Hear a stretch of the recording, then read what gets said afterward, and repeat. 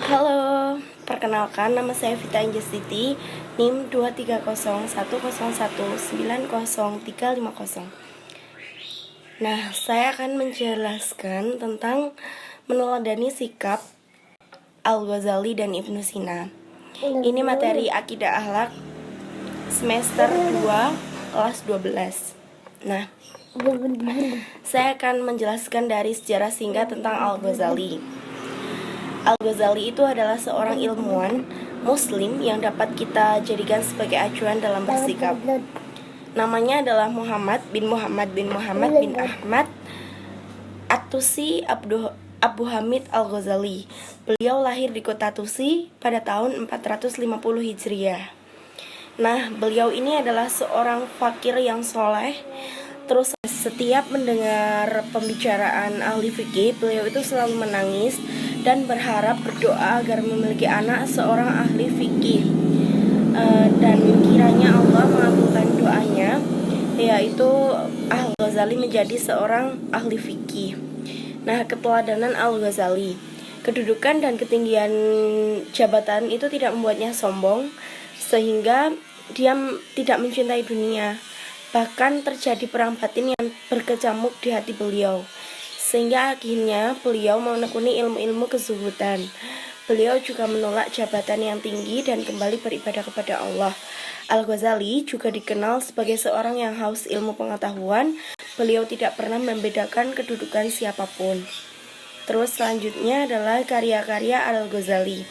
Salah satu karya Al-Ghazali yang terkenal adalah kitab Ihya Ulumuddin. Nah, yang banyak dijadikan rujukan umat Islam di seluruh dunia, termasuk Indonesia, dalam hal mempelajari ilmu tasawuf. Contohnya adalah itu Arba'in fi Usuluddin, Qawaid al-Aql, Al-Istiqaq fil Ittiqa, Tahaful al-Falasifah, Faisal at-Tafriqah.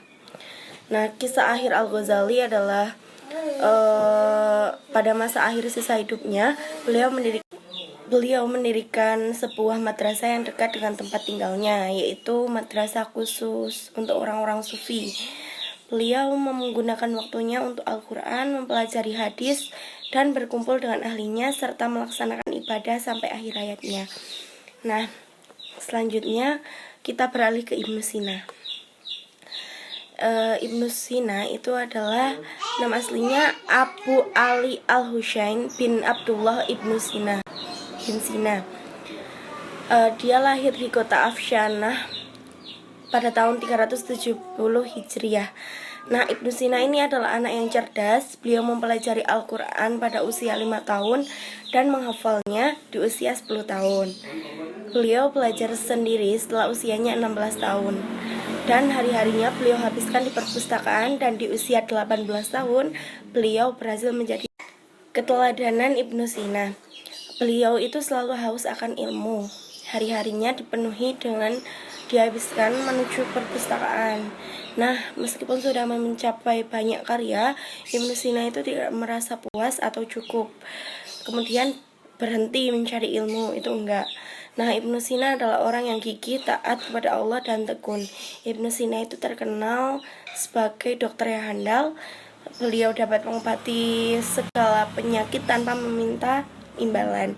Nah, karya-karyanya itu ada buku, surat, ensiklopedia, terus banyak sekali, diperkirakan mencapai 276 buah.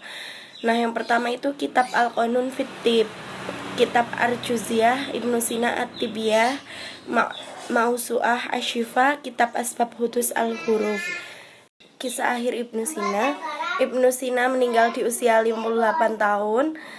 Bukan hanya umat Islam yang kehilangan beliau, tetapi seluruh umat yang banyak memanfaatkan karya-karyanya, terutama dalam bidang kedokteran.